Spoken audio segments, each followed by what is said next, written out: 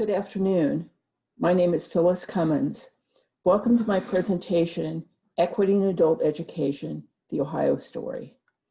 Our presentation objectives are that following the presentation, attendees will be able to describe activities of Ohio's Adult Learner Working Group and the Closing the Equity Gap subgroup, explain the concept of equity, discuss how COVID-19 has impacted racial and ethnic minorities, and discuss recommendations of the Closing the Equity Gap subgroup. Ohio's Adult Learner Working Group and the Closing the Equity Gap subgroup were established by the Ohio Department of Higher Education through a project funded by the Lumina Foundation. As you know, many states in the US, in fact, over 40 states, have embraced Lumina's attainment goals. And in Ohio, the Ohio Department of Higher Education established an attainment goal that 65% of adults aged 25 to 64 will have a recognized credential by 2025. The recommended strategies to achieve this were through improvement of adult learner completion and enrollment. The subgroup focused on strategies to close the equity gap for underrepresented minorities. So what is equity? In higher education, equity refers to ensuring that each student receives what they need to be successful through the intentional design of the college experience. So it's up to colleges and universities to design programs to help reduce inequities. And an important aspect of achieving equity is the dismantling of barriers. Where are we currently? So this slide depicts attainment by race and ethnicity in Ohio and in the US. In Ohio, for racial and ethnic minorities, the attainment lags US goals.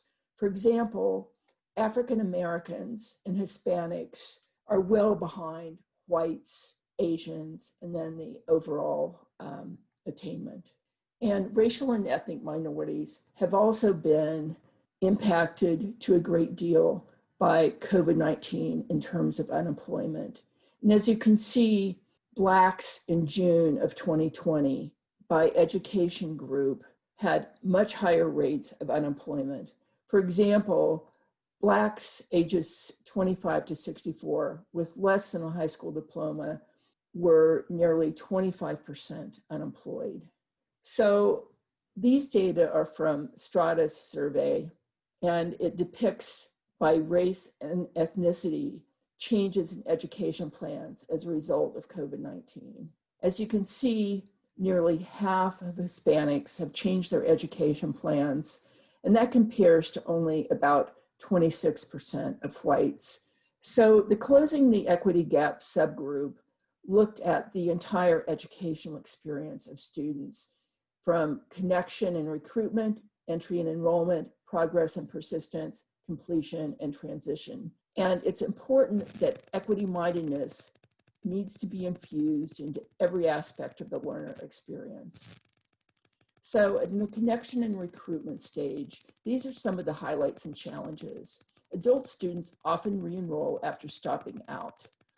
They have dependents and caregiving responsibilities. They may be single parents, and they may be responsible for aging parents. Many work full-time and attend school part-time. They're employees and family members first and students second.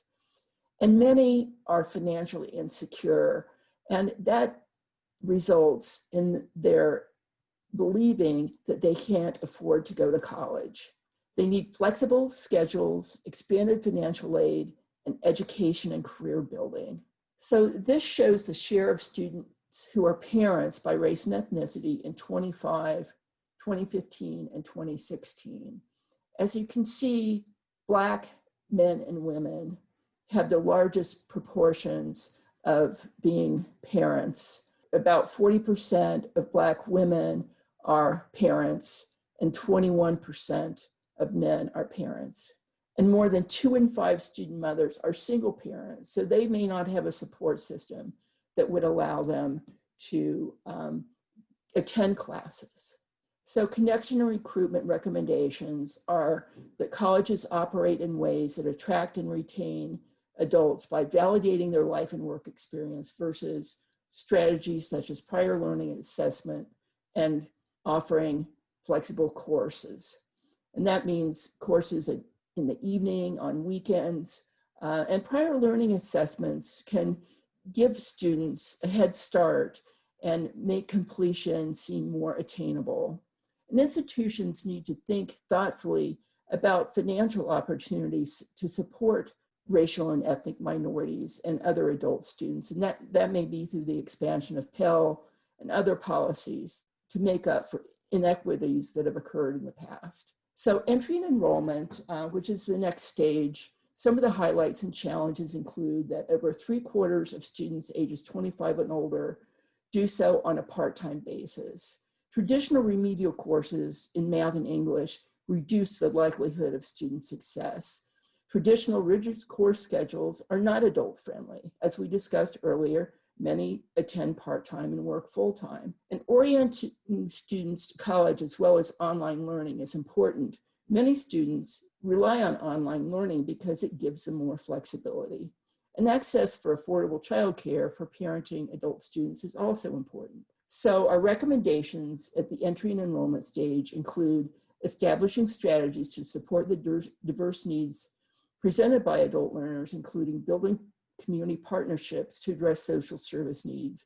And that might be mental health services, it might be services for drug addiction, it could be food banks, offer programs and courses with academic and non-academic support available beyond the hours of the traditional day. Many students, as we said, work full-time, so they can't take advantage of academic supports during the day. And ask students about their needs and experiences. That can help frame and the structure of services and promote and expand Pell and other financial supports. Our next phase is progress and persistence.